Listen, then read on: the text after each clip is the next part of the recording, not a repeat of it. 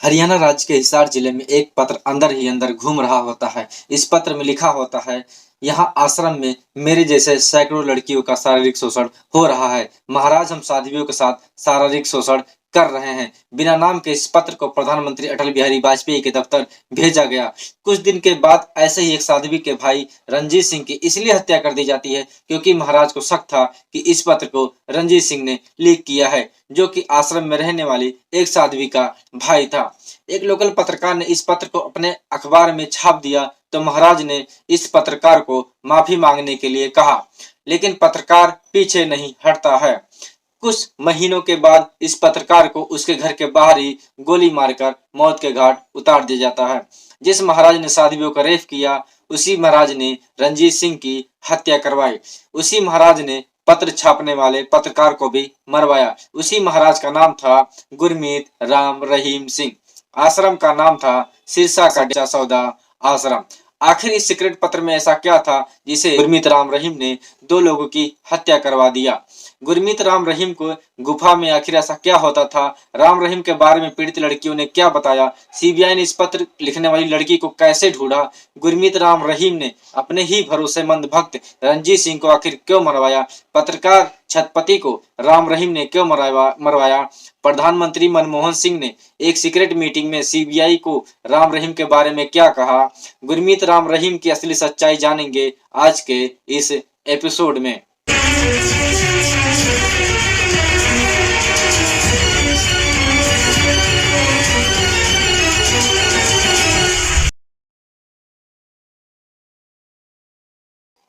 नमस्कार, मैं राहुल कुमार राजभर। डेरा का मतलब तंबू, अस्थायी निवास, टिकाव या पड़ाव। पंजाब, हरियाणा, राजस्थान के क्षेत्र में डेरों की शुरुआत ऐसे ही आश्रमों के रूप में हुई, जहां सभी वर्गों, जातियों, समुदाय के लोग सामूहिक रूप से रह सके, एक साथ खाना बना सके, एक साथ काम कर सके, आपस में रह सके। ऐसे ही 29 अप्रैल 1948 के दिन बाबा मस्ताना बलूचिस्तानी ने हरियाणा के सिरसा जिले में डेरा सच्चा सौदा आश्रम की शुरुआत। खासकर पंजाब, हरियाणा, राजस्थान के क्षेत्र में साल 1960 में मस्ताना बलूचिस्तानी के मौत के बाद साल 1963 में डेरा सच्चा सौदा आश्रम का जिम्मा संभाला बाबा सतनाम ने। बाबा साहब सतनाम के वक्त भी आश्रमों का प्रसार किया गया। अपने रिटायरमेंट से पहले ही 30 सितंबर 1990 के दिन शाह सतनाम ने डेरा सच्चा सौदा के तीसरे गुरु का ऐलान कर दिया। ये तीसरे गुरु का नाम था गुरमीत राम रहीम। राम रहीम डेरा सच्चा सौदा के संप्रदाय में गुरु बनने की कहानी ही अपने आप में दिलचस्प है।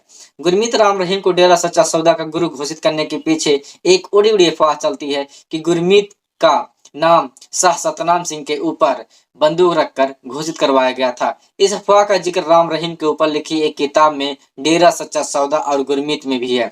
इस किताब को बीबीसी न्यूज लॉन्ड्री और तहलका मैगजीन में रहे इन्वेस्टिगेटिव पत्रकार अनुराग त्रिपाठी ने लिखा है कि पत्रकार अनुराग त्रिपाठी अपनी किताब में गुरमीत राम रहीम के पूर्व ड्राइवर रहे खट्टा सिंह का जिक्र करते हैं।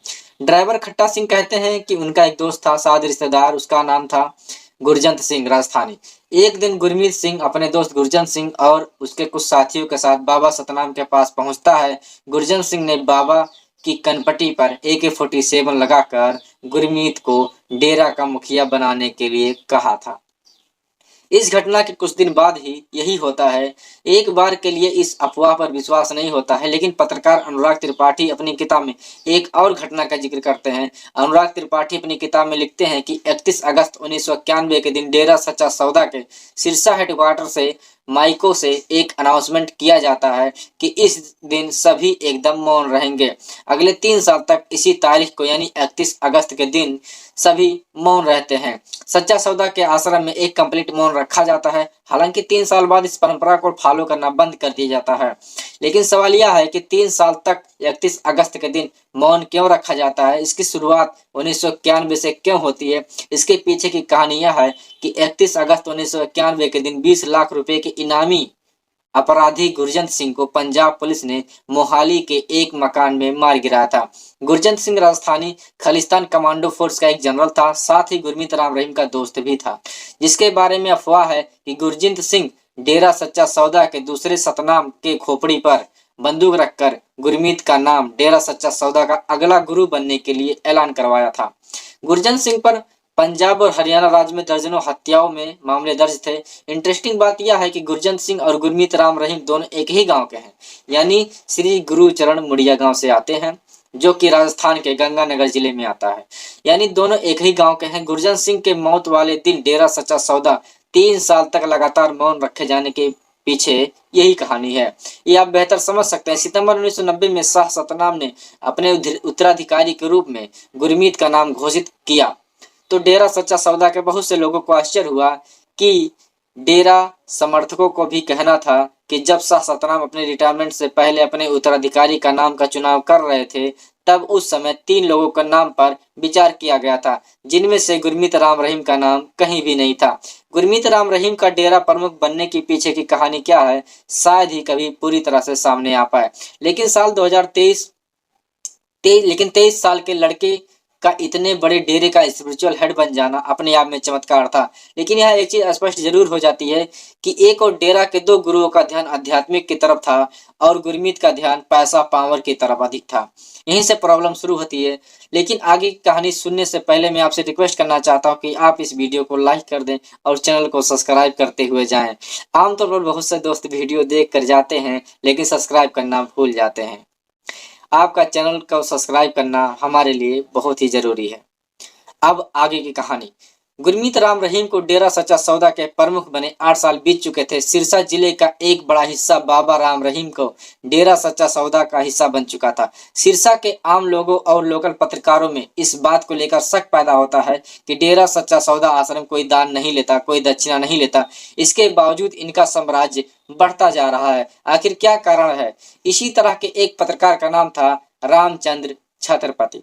रामचंद्र छत्रपति का एक पूरा सच नाम का एक लोकल अखबार चलाते थे, जो सिरसा जिले के लेवल पर काफी चर्चित थी। इलीगल जमीन कब्जे की अपनी खबरों के कारण छत्रपति पहले से ही डेरा सच्चा सौदा के समर्थकों के निशाने पर थे। एक दिन सिरसा के रोड़ी मार्केट एरिया में एक कार ड्राइवर की एक सिपाही से यानी एक पुलिस सिपाही से भिड़ंत हो जाती है। जब पुलिस इस कार की चेकिंग करती है तो पुलिस को एक गुप्त पत्र की फोटोकॉपी मिलती है। इस गुप्त पत्र में एक अनाम साध्वी का था, यानी किसी का नाम नहीं था, जिसमें साध्वी डेरा के गुरमीत राम रहीम पर लड़कियों के शारीरिक शोषण का आरोप लगाती है। यह लेटर पहले से ही सिरसा के अंदर ही अंदर घूम रहा था। इस घटना के बाद किसी भी तरह पत्रकार छत्रपति को इस पत्र की एक फोटोकॉपी मिल जाती है। इसी दिन पत्रकार छत्रपति ने अपने अखबार पूरा सच में इस पूरे पत्र को जस का तस छाप दिया, जिसका टाइटल था धर्म के नाम पर किए जा रहे हैं साध्वियों के जीवन बर्बाद। जल्दी यह खबर सिरसा में एक हॉट टॉपिक बन जाता है। डेरा सच्चा सौदा और गुरमीत राम रहीम की किताब के अनुसार जल्द ही डेरा समर्थकों ने अखबार की एक एक कॉपी को अपने पास लेकर जला दिया। लेकिन वह लेटर अभी भी अंदर ही अंदर घूम रहा था। वह जल्द ही सिरसा में चर्चा का विषय बन जाता है। अपनी जान को खतरा देखकर छत्रपति ने 2 जुलाई 2002 के दिन सिरसा के एसपी को एक पत्र लिखा, लेकिन एसपी ने कोई ध्यान तक नहीं दिया।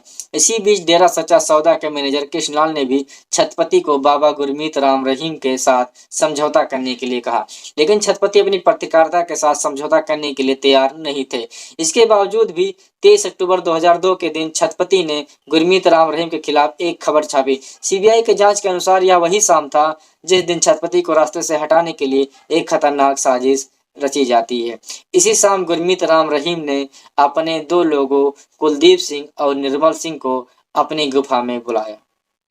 ये लोग पहले से ही बंदूक चलाने में माहिर थे। इनका लाइसेंस वाली रिवॉल्वर दी जाती है और साथ ही इनको पल पल की खबर देने के लिए एक वाकी टाकी का सेट भी दिया जाता है। अगले दिन करीब 8:05 पर छत्रपति के घर के बाहर एक मोटरसाइकिल रुकती है। किसी ने रामचंद्र छत्रपति को आवाज दी। अपने दोनों बेटों को घर में रहने को कहकर छत्रपति जैसे ही दरवाजे पर आते हैं, तभी सारी की सारी गोलियां छत्रपति के सीने में उतरती है। छत्रपति खून से लथपथ जमीन पर गिर जाते हैं। दोनों बाइक सवार मौके से फरार हो जाते हैं। छत्रपति की हालत देख सिरसा के अस्पतालों ने रोहतक के पीजीआईएमएस हॉस्पिटल रेफर कर दिया। अगले कुछ दिन तक छत्रपति की स्थिति क्रिटिकल बनी रहती है। इसी बीच सिरसा के एक पुलिस ने छत्रपति का बयान दर्ज किया। छत्रपति ने खुद कहा कि उनकी हत्या के प्लान का पीछे गुरमीत राम रहीम मास्टरमाइंड है। लेकिन कमाल की बात तब रही कि जब सिरसा पुलिस ने कहीं भी राम रहीम का नाम दर्ज नहीं किया। छत्रपति के बेटे अंशुल ने पुलिस इंस्पेक्टर को यह भी कहा कि उसने राम रहीम का नाम क्यों नहीं जोड़ा, तो पुलिस ने कहा आगे जोड़ दिया जाएगा, लेकिन ऐसा कभी नहीं होता। इस बीच पत्रकार छत्रपति की हालत और अधिक गंभीर होती चली जाती है। इसके बाद छत्रपति ने रोहतक के अस्पताल से दिल्ली के अपोलो हॉस्पिटल में रेफर कर दिया जाता है, लेकिन 21 नवंबर 2002 के दिन पत्रकार छत्रपति की मौत हो जाती है। यह पहली बार था कि सिरसा के कुछ लोग यानी आम लोग सड़क पर उतरते हैं, उन्होंने एंटी डेरा के नारे लगाए। यह पहली बार था कि पुलिस प्रशासन गुरमीत राम रहीम के जेब में थे, इसलिए एफआईआर तक में राम रहीम का नाम दर्ज नहीं हो पाया। उल्टा पुलिस ने इस मामले को घर में यानी उनके घर में ही एक जमीन विवाद का मामला बताकर इसे डाइवर्ट करने में लग जाती है। छत्रपति के बेटे अंशुल ने जनवरी 2003 में पंजाब हरियाणा हाई कोर्ट में एक याचिका डालकर इस मामले की सीबीआई के द्वारा जांच कराने की मांग की। करीब 9 महीने के इंतजार के बाद हाईकोर्ट ने इस मामले की जांच को सीबीआई को सौंप दिया। करीब 12 साल बाद नवंबर 2014 में सीबीआई ने रंजीत सिंह मर्डर केस के साथ इस मामले में भी गुरमीत राम रहीम के खिलाफ सबूत पेश किया, जो आगे चलकर गुरमीत राम रहीम को जेल के सलाखों के पीछे भेजने का कारण बनते हैं। ये दो सवाल बनते हैं, पहले यह कि रंजीत सिंह मर्डर केस क्या था और इसका गुरमीत राम रहीम और पत्रकार छत्रपति से क्या संबंध था, और दूसरा खत किसने लिखा था जिसे छापने के कारण पत्रकार छत्रपति की जान चली जाती है। आखिर पत्र में गुरमीत राम रहीम पर लगाई गई शारीरिक शोषण और बलात्कार के आरोप में कितनी सच्चाई थी। डेरा सच्चा सौदा इन गुरमीत की किताब में पत्रकार अनुराग त्रिपाठी गुरमीत राम रहीम के एक सहयोगी का बयान छापते हुए लिखते हैं कि जब पूरा सच अखबार में यह वायरल पत्र को छापा गया तो कुछ दिन के बाद गुरमीत राम रहीम के गुर्गों ने रंजीत सिंह की हत्या करवा दिया। उनको शक था कि इस पत्र के पीछे रंजीत सिंह का ही हाथ है। ऐसा शक क्यों था, इसका पता आपको इस बेनाम पत्र में लिखी बातों से स्पष्ट हो जाएगा। इस पत्र में साध्वी ने लिखा कि 2 साल पहले मैं साध्वी बनी। महाराज गुरमीत सिंह के एक खास शिष्या ने मुझे बताया कि एक रात 10 बजे मुझे महाराज जी के गुफा में हाजिरी होने के लिए लगाया गया है। क्योंकि मैं पहली बार जा रही थी तो मैं बेहद उत्साहित थी कि भगवान ने मुझे बुलाया है। जब मैं वहां गई तो मैंने देखा महाराज टीवी देख रहे हैं और उनकी तकिया का बगल में एक पिस्टल रखा हुआ है। पिस्टल देख के मैं डर गई कि जैसे मेरे पैरों के नीचे से जमीन निकल गई हो। मैं महाराज जी के बारे में ऐसा सोच भी नहीं सकती थी कि वह ऐसा निकलेंगे। महाराज ने मुझे अपने नजदीक बुलाकर कहा कि मैं तुमसे प्यार करता हूँ। शायद मुझे यह भी कहा कि जब तुम उनकी शिष्या बनी तभी तुमने अपना सब कुछ उन्हें सौंप दिया।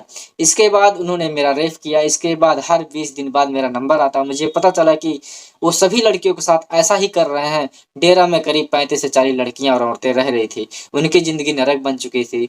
सफेद कपड़ों में हम देवी जैसे दिखती जरूर थी, लेकिन हमारी स्थिति कुछ और ही थी। एक बार मैंने अपने परिवार को बताने की कोशिश भी की, लेकिन वह मुझ पर ही गुस्सा हो गए। महाराज के आदेश के कारण महिलाएं आपस में बात भी नहीं कर सकती थी। परिवार से भी फोन पे बात करने की अनुमति नहीं थी। अगर कोई लड़की डेरा के सच्चाई बताने की कोशिश करती थी तो उसे महाराज के आदेशानुसार सजा भी दी जाती थी। कुछ दिन पहले भटिंडा की एक लड़की ने महाराज के गलत कामों के बारे में अन्य महिला शिष्यों से उसकी शिकायत की तो उसी महिला शिष्यों ने उसकी पिटाई कर दी। उसके पिता ने आश्रम में सेवादार का काम छोड़ दिया और लड़की को लेकर के अपने घर चले गए। महाराज के गलत कामों के बारे में वह नहीं बता रही। इसी तरह कुरुक्षेत्र जिले में एक लड़की भी डेरा छोड़कर वापस चली गई। जब उसके घर पर उसकी साथ हुई घटनाओं के बारे में बताया तो उसके भाई ने भी डेरा में सेवादार का काम छोड़ दिया। इसी तरह मनसा, फिरोजापुर, पटियाला, संगरूर और लुधियाना के जिलों में भी लड़कियां डेरा छोड़कर चली गईं और किसी से भी बात नहीं कर रही हैं, क्योंकि उनको अपनी जान का भी खतरा है। सिरसा, हिसार, फतेहाबाद, हनुमानगढ़ और मेरठ की लड़कियों के साथ हो रहा है, जो डेरा के गुंडों के डर से एक भी शब्द नहीं कह पा रही हैं। अब आप सोच रहे होंगे कि इस पत्र का रंजीत सिंह से क्या संबंध हो सकता है और डेरा से जुड़े लोगों को ऐसा क्यों लगता है कि इसके पीछे रंजीत सिंह का हाथ हो सकता है, इसलिए रंजीत सिंह की हत्या कर दिया। इसके पीछे कारण यह था कि कुरुक्षेत्र के जिस लड़की का जिक्र इस पत्र में था कि एक लड़की डेरा छोड़कर और उसके भाई ने भी डेरा में सेवादार का काम छोड़ दिया है, वह लड़की रंजीत सिंह की बहन थी और सेवादार की जो नौकरी कर रहे थे वह रंजीत सिंह खुद थे, जो कभी गुरमीत राम रहीम का नितांत भक्त हुआ करता था। रंजीत सिंह सिरसा से 220 किलोमीटर दूर कुरुक्षेत्र जिले के खानपुर पलिया गांव के रहने वाले थे। रंजीत गुरमीत राम रहीम के सबसे विश्वसनीय लोगों में से एक थे, लेकिन पत्र को लीक करने के शक में रंजीत सिंह गुरमीत के टारगेट पर आ गए। रंजीत सिंह के बाद ही पत्रकार छत्रपति को भी मार दिया गया, जिसने पेपर में छापा था। यही कारण है कि सीबीआई ने आगे चलकर इन दोनों केस की जांच एक साथ की। लेकिन सवाल यह है कि सीबीआई ने आश्रम में चल रही बाबा के अय्याशियों का पता कैसे लगाया, किस तरह सबूत जुटाया कि इसके बदौलत गुरमीत राम रहीम को अदालत में दोषी ठहरा पाई और इन्हें जेल के पीछे डाला गया। डेरा सच्चा सौदा और गुरमीत राम रहीम की किताब के अनुसार सीबीआई की एक अफसर ने बताया कि जब 2002 में हमें केस सौंपा गया तो ये केस आगे नहीं जा पा रहा था, तो हमने डेरा प्रशासन से साल 1999 से लेकर 2002 के बीच रहने वाले सभी साध्वियों की लिस्ट मांगी, तो डेरा प्रशासन ने कोई मदद नहीं की। लोकल पुलिस किसी काम की नहीं थी, क्योंकि हमें पता चला कि लोकल पुलिस को डेरा प्रशासन ने घूस खिला रखा है। हम 3 साल तक हरियाणा और पंजाब घूमे, लेकिन कुछ पुख्ता सबूत नहीं मिला। लेकिन जांच के दौरान सीबीआई को पंजाब के भटिंडा में रहने वाले एक साध्वी का पता चलता है, जो 1999 में डेरा छोड़कर आई थी। जब सीबीआई की टीम भटिंडा जिले पहुंची तो साध्वी ने ऑन रिकॉर्ड कुछ भी बातें करने से इनकार कर दिया। लेकिन इधर साल 2005 आते थे, सीबीआई डेरा में रहने वाले सभी साध्वियों की लिस्ट पाने में सफल हुई। इस लिस्ट में 527 साध्वियों का नाम था जो आश्रम के हॉस्टल में रह रही थी। साथ ही उन 80 साध्वियों का भी नाम था जो नए और पुराने डेरा आश्रम के अंदर रह रहे थे। और इसके अलावा इस लिस्ट में 24 उन साध्वियों का भी नाम था जो 1997 के बाद में डेरा छोड़कर चली गई थी। सीबीआई के लिए एक बड़ी सफलता थी। सीबीआई के डेरा आश्रम और हॉस्टल में रहने वाले 133 साध्वियों में से 130 साध्वियों से बात करने में सफल रहे, लेकिन कोई भी ऑन रिकॉर्ड कुछ भी कहने को तैयार नहीं था। वह पूरी तरह से गुरमीत राम रहीम के कंट्रोल में थी और सीबीआई ने उन साध्वियों को तलाश शुरू कर दी जो डेरा छोड़कर जा चुकी थी। साथ में वह 20 साध्वियों को तलाशने में 6 महीने लग जाते हैं। लेकिन साध्वियों के साथ समस्या यह थी कि इनमें से अधिकतर साध्वियों की शादी हो चुकी थी, बच्चे हो चुके थे। फैमिली मेंबर्स इन साध्वियों को सीबीआई से बात करने नहीं देते थे। इसके अलावा साध्वियों को डर था कि कहीं उनके पति को उनके साथ हुई शारीरिक शोषण की जानकारी का पता न चल जाए, क्योंकि इसी स्थिति में उनका घर भी टूटने की संभावना हो सकती थी। इसके अलावा साध्वियों को अपने पति और अपने परिवार को भी जान का खतरा था। इसके अलावा सबसे बड़ी सफल समस्या यह थी कि परिवार गुरमीत राम रहीम के भक्त थे और बाबा राम रहीम के खिलाफ एक भी शब्द नहीं सुनना चाहते थे। अधिकतर मामले में साध्वियों के परिवार साध्वियों को ही डेरा छोड़ने का जिम्मेदार मानते थे। उन्हें लगता था कि साध्वियों को डेरा आश्रम में मन नहीं लगता होगा, इसलिए वह बहाने बनाते हैं। अंततः 2006 आते आते सीबीआई ने 2 साध्वियों का बयान देने और उसे ऑन रिकॉर्ड दर्ज करने में कन्विंस करने में सफल हुई। मार्च 2007 में सीबीआई ने इनमें से एक साध्वी का बयान दर्ज कर लिया। साध्वी ने कहा कि मैं अपने भाई के आग्रह के बाद 1999 में डेरा ज्वाइन किया। शुरू में मुझे आश्रम से जुड़े हुए एक हॉस्टल में रहने को मिला, जिसे साध्वी निवास कहा जाता है। यहाँ साध्वी की प्राइवेसी का ख्याल रखते हम उनके असली नाम की जगह यानी हम मुस्कान के नाम से संबोधित करेंगे। मुस्कान को जल्द ही डेरा द्वारा चलाई जा रही एक स्कूल में तैनात कर दिया जाता है। करीब 1 महीने के बाद मुस्कान से कहा गया कि उसे महाराज की गुफा यानी जहाँ गुरमीत रहा करते थे के बाहर संतरी यानी गार्ड की ड्यूटी करनी पड़ेगी। उसे 20 दिन के बाद एक बार नाइट ड्यूटी करनी पड़ेगी। इसी तरह एक रात नाइट ड्यूटी के दौरान मुस्कान ने देखा कि दूसरी साध्वी गुफा से रोते हुए निकल रही है। तब मुस्कान ने पूछा क्या हुआ, तो वह गुरमीत को गाली देने लगती है और कहने लगी कि यह अच्छा आदमी नहीं है। जब मुस्कान ने आगे पूछा कि वह ऐसा क्यों कह रही है, तो पीड़िता साध्वी ने आगे कुछ भी नहीं कहा। अगले दिन मुस्कान को पता चलता है कि उसके पेरेंट्स डेरा आए हैं और उसे उसकी बहन को घर लेकर चले गए। यह मात्र एक एक्सीडेंट नहीं था जब मुस्कान ने किसी साध्वी को रोते हुए गुफा से बाहर जाते हुए देखा हो। अक्सर साध्वियों को गुरमीत की गुफा में यह कहकर हाजिर होने के लिए कहा जाता था कि महाराज ने माफी देने के लिए बुलाया है। इसी के साथ वो भी तारीख आ जाती है जो मुस्कान को भी गुफा में माफी देने के लिए कहा जाता है। आखिर मुस्कान के साथ भी वही हुआ जो दूसरी साध्वी के साथ होता था। डरी सहमी मुस्कान के पास कोई विकल्प नहीं बचता। उसके भाई डेरा में ही सेवादार था, भक्त था, वर्षों से काम कर रहा था। डेरा के ही एक स्कूल में उसके भाई की बेटी पढ़ रही थी। अपने साथ हुए इस हादसे में मुस्कान ने अपने मन में ही दबा कर रखा। लेकिन एक बार फिर कुछ दिन बाद मुस्कान को गुरमीत की तरफ से गुफा में हाजिर होने के लिए बुलावा आ जाता है। मुस्कान के अनुसार एक बार फिर गुरमीत राम रहीम ने उसके साथ जबरदस्ती की, लेकिन दूसरे हादसे के बाद मुस्कान की हिम्मत टूट जाती है। जब उसका भाई डेरा आता है तो मुस्कान ने अपने भाई को सारी सच्चाई बता दी। मुस्कान के भाई का नाम संजय सिंह था, जो डेरा और गुरमीत राम रहीम में अगाध श्रद्धा रखता था। वो अपनी बहन मुस्कान को लेकर और अपनी बेटी को लेकर डेरा से निकल जाता है।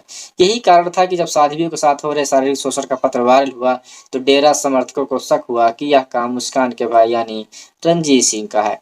गुरमीत पर चल रहे हत्याओं की जांच में सीबीआई ने रंजीत की बहन का स्टेटमेंट दर्ज कर लिया, लेकिन सीबीआई भी जानती थी गुरमीत इतना पावरफुल है कि इस केस में वकीलों के माध्यम से अड़ंगा डाल सकता है। रंजीत की हत्या के दुख में या बदले की भावना में रंजीत की बहन ने उन पर रेप का फर्जी केस लगाया है, इसलिए सीबीआई अब और भी पीड़िता को लड़कियों को ढूंढने लग जाती है जिससे गुरमीत के खिलाफ रेप केस और अधिक मजबूत हो सके, उसे बचाने का कोई रास्ता ना मिल सके। सीबीआई के लिए यह काम बहुत ही मुश्किल था क्योंकि अधिकतर साध्वियों की शादी हो चुकी थी। वह नहीं चाहते थे कि उनके ससुराल और उनके पति उनके रेप के बारे में पता चल सके, लेकिन सीबीआई ने एक दूसरी साध्वी को कन्विंस करने में सफल रही जिसके साथ गुरमीत राम रहीम ने गुफा में बुलाकर दुष्कर्म किया था। 27 अक्टूबर 2007 के दिन अंबाला कोर्ट ने दूसरी पीड़ित साध्वी का बयान दिया और सिरसा की रहने वाली हूँ, मैं डेरा के स्कूल में पढ़ाती थी। सितंबर 1999 में मुझे गुफा में गार्ड का ड्यूटी लगा दी गई। ड्यूटी का समय रात 8 से 12 बजे तक का था। ऐसे ही एक रात करीब 10 बजे जब मैं अकेली थी तो गुरमीत गुफा से बाहर आए और मुझे गुफा के अंदर बुलाया। मैं बाबा गुरमीत को भगवान की तरह सम्मान करते थे। जब मैं अंदर गई तो बाबा ने मुझे अपने बिस्तर पर बैठने के लिए कहा। इसके बाद इस साध्वी के साथ वही हुआ जो मुस्कान के साथ हुआ और जो बाकी साध्वियों के साथ होता था। अगले दिन इत्तेफाक से इसके पेरेंट्स भी सत्संग के लिए आ जाते हैं, डेरा आ जाते हैं। पीड़ित साध्वी ने अपने पेरेंट्स को सारी बातें बता दी। इस समय पीड़ित साध्वी के पेरेंट्स अपनी बेटी को डेरा से घर वापस लेकर चले गए। मई 2002 में पीड़िता की शादी कर दी गई। सीबीआई के द्वारा जब इस मामले की जांच की जाती है तो डेरा की तरफ से पीड़ित के घर धमकी भरे कॉल आने लगे कि सीबीआई के सामने बयान ना दे। इसके बाद भी साध्वी ने बयान दे दिया। इसके बाद भी साध्वी के साथ कॉल आते रहे कि अपना बयान वापस ले ले। डेरा के प्रभाव में आने वाले क्षेत्र के नेताओं ने सीबीआई पर खूब दबाव बनाया। क्या कांग्रेस और क्या भाजपा, सभी पार्टी के नेताओं ने गुरमीत को पूरा संरक्षण देने में कोई कमी नहीं छोड़ी। कांग्रेस के 3 क्षेत्रीय सांसदों ने अफसरों पर गुरमीत के खिलाफ केस बंद करने तक के लिए भारी प्रेशर डाला।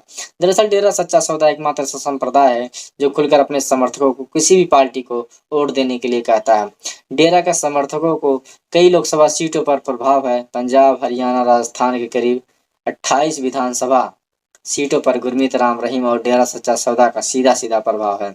इसलिए इन क्षेत्रों से आने वाले कांग्रेस और भाजपा के नेता गुरमीत राम रहीम के तारीफ करने में जरा से भी नहीं हिचकते। साल 2007 में डेरा ने पॉलिटिकल अफेयर्स विंग की स्थापना की जिसका मुख्य उद्देश्य था डेरा समर्थकों को यह बताना कि किसे वोट देना है किसे नहीं। 2007 के हरियाणा के विधानसभा चुनाव में गुरमीत ने कांग्रेस का खुलकर समर्थन दिया।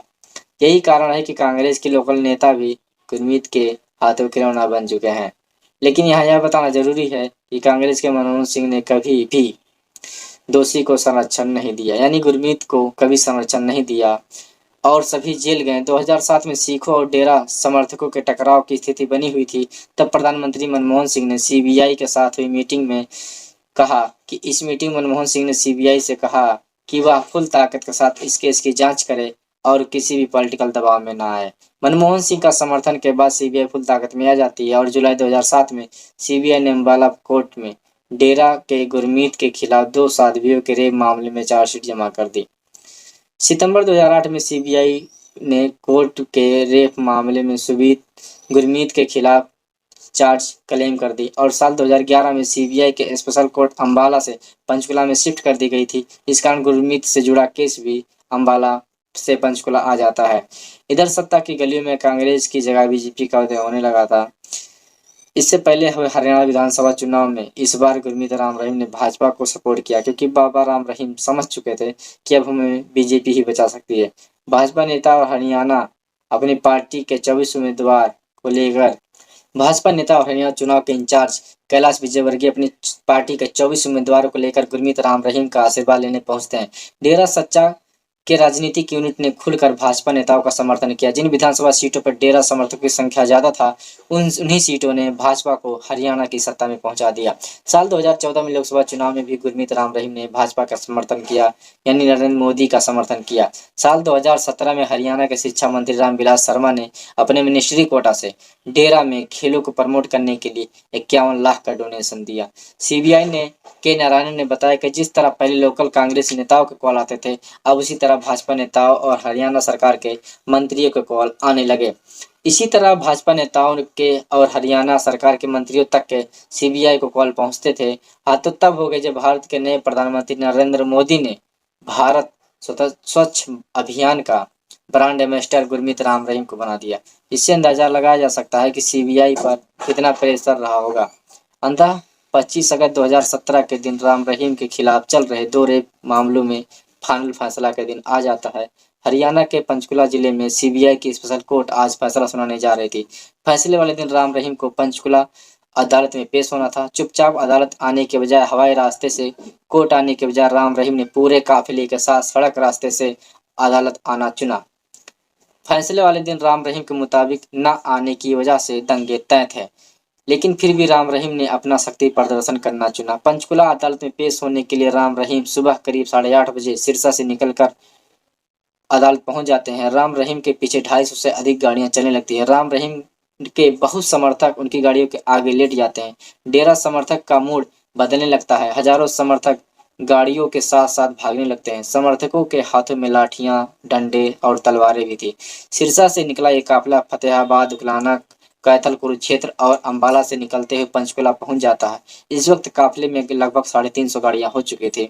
इस वक्त 2:18 पर राम रहीम कोर्ट के अंदर प्रवेश कर जाते हैं। समर्थकों के बाहर ही रोक लिया जाता है। करीब 2 लाख डेरा समर्थकों ने पंचकुला कोर्ट को घेर लिया। 2:30 पर रेप मामले की सुनवाई शुरू होती है और फाइनली फैसले की घड़ी आ जाती है। 3:05 पर सीबीआई के जज जगदीश सिंह ने गुरमीत राम रहीम के मामले में फैसला सुना दिया। राम रहीम दोनों ही रेप के मामलों में दोषी करार दिए जाते हैं। राम रहीम के रेप केस में दोषी पाए जाने की खबर आग की तरह फैल जाती है। हरियाणा पुलिस चुपचाप राम रहीम को कोर्ट से निकाल कर ले जाती है। बाद में हेलीकॉप्टर की मदद से राम रहीम को रोहतक ले जाया जाता है। लेकिन इधर पंचकुला में इकट्ठे हुए राम रहीम के समर्थकों ने कानून को हाथ में ले लिया, बल्कि उसे पैरों से कुचला भी। डेरा समर्थकों ने दंगे शुरू कर दिए। पुलिस के साथ डेरा समर्थकों की भिड़ंत में 39 लोगों की जान चली जाती है। 39 लोगों की जान सिर्फ राम रहीम के कारण। 1 घंटे के अंदर ही अन्य जिलों जैसे मनसा, फिरोजापुर और भटिंडा आदि में भी हिंसा शुरू हो जाती है।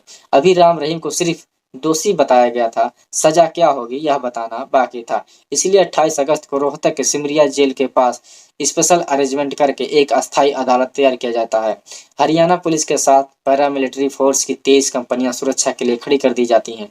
भारी चकाचौंध के बीच स्पेशल जज जगदीश सिंह ने दोनों रेप मामलों में अलग अलग 10-10 साल की सजा सुनाया। पीड़ित लड़कियों को 10-10 लाख रुपए का मुआवजा देने का भी फैसला सुनाया गया।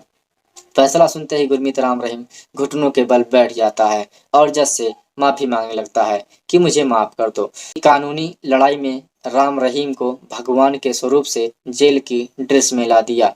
दोनों रेप मामलों में फैसला आ चुका था, लेकिन अभी भी रेप पीड़िता को भाई और डेरा सच्चा सौदा के पूर्ण समर्थन रंजीत सिंह और पूरा सच अखबार चलाने वाले पत्रकार रामचंद्र छत्रपति को न्याय मिलना बाकी था। 11 जनवरी 2019 के दिन स्पेशल सीबीआई कोर्ट ने पत्रकार छत्रपति की हत्या के मामले में भी राम रहीम को दोषी करार दिया। छत्रपति मर्डर केस में भी राम रहीम को उम्र कैद की सजा सुनाई जाती है। आगे अक्टूबर 2021 में भी राम रहीम को पूर्व डेरा भक्त रंजीत सिंह की हत्या के मामले में भी दोषी पाया जाता है। इस मामले में भी राम रहीम को उम्र कैद की सजा सुनाई जाती है और राम रहीम के साथ अन्य 4 हत्यारों जैसे डेरा मेजर कृष्णलाल, जसबीर सिंह और अवतार सिंह को भी उम्र कैद की सजा सुनाई जाती है। लेकिन आज भी सरकार गुरमीत राम रहीम का संरक्षण कर रही है। समय समय पर नियमों की धज्जियां उड़ाते हुए भाजपा सरकार राम रहीम को बार बार पैरोल पर छुट्टियां मनाने के लिए भेज देती है। नवंबर 2023 में गुरमीत राम रहीम को 21 दिन की छुट्टी दे दी जाती है। इससे पहले जनवरी 2023 में राम रहीम को 40 दिन की छुट्टी दे दी जाती है। इससे 3 महीना पहले यानी अक्टूबर में 2022 में भी 40 दिन की पैरोल पर छुट्टी दे दी जाती है। जैसे तैसे राम रहीम पर केस प्रूफ होता गया, उसके अपराधों की सजा मिल सकी, लेकिन अपने राजनीतिक प्रभाव से ऑटो के लिए बार बार भाजपा सरकार के द्वारा उन्हें विशेष छूट दी जाती है। क्या इसीलिए रंजीत सिंह अपनी बहन की अस्मिता की लड़ाई लड़ी? क्या इसीलिए पत्रकार रामचंद्र छत्रपति ने अपनी जान गंवाई? क्या इसीलिए ही रामचंद्र छत्रपति का परिवार 17 साल तक कानूनी लड़ाई लड़ता रहा? 2 लड़कियों के बलात्कार की बातें साबित भी हो गई। ऐसे न जाने कितनी लड़कियां होंगी जिनकी शादियां हो गई, जिनके बच्चे हो गए, जो कभी भी अपना मुंह न खोल सकें।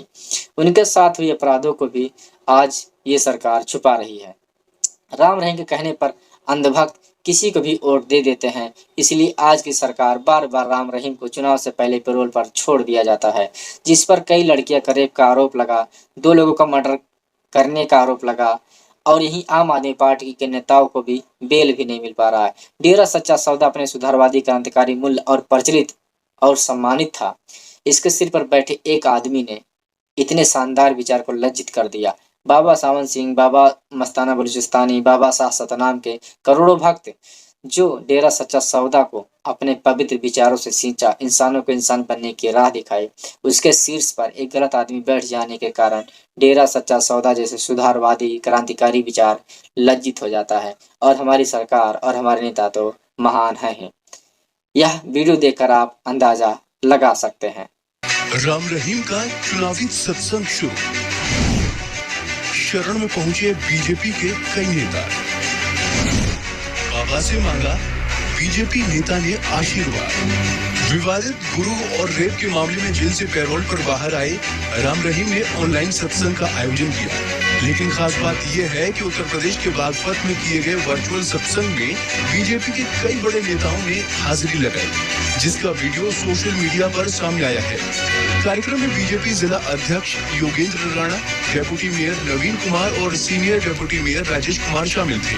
वीडियो में दिख रहा है कि करनाल नगर निगम की मेयर रेणु बाला गुप्ता ने राम रहीम से फोन पर बात करते हुए कहा, पिताजी आपका आशीर्वाद बना रहे। जी बेटा। और पहले भी आप करनाल आए थे और स्वच्छता का जो संदेश आपने दिया था उससे करनाल आगे बढ़ा है और आगे भी आप आकर करनाल को आगे बढ़ाएं। जी। स्वच्छता का जो संदेश देंगे फिर से सबको आशीर्वाद दे। जी बेटा, जी बेटा, बहुत आशीर्वाद बेटा। धन सतगुरु तेरा ही आसरा। यहाँ का विधायक और यहाँ का मंत्री हूँ, आपसे आशीर्वाद लेने के लिए आया हूँ। मैं ये चाहता हूँ हिमाचल प्रदेश की जनता जनार्दन जो आपसे इतना प्रेम करती है, आपके इनको दर्शन भी हो और आपका प्रवचन भी समय समय पे मिलता रहे और हम सब लोगों को आपका आशीर्वाद मिलता रहे। धन्यवाद। जी बेटा, आप तो जुम्मेवार हैं और आपको बहुत बहुत आशीर्वाद। सुना आपने, ये है हिमाचल प्रदेश के कद्दावर मंत्री विक्रम ठाकुर जो बीजेपी से चुनाव में ताल ठोक रहे हैं। बताया गया कि ये वीडियो दिवाली से पहले जो सत्संग हुआ उसका है। कहानी थी बाबा राम रहीम की। आप हमारे वीडियो को लाइक करके भी हमें अपना सपोर्ट दे सकते हैं। ऐसे ही वीडियो देखने के लिए हमारे चैनल को सब्सक्राइब जरूर करें, यह हमारे चैनल के लिए बहुत ही जरूरी है।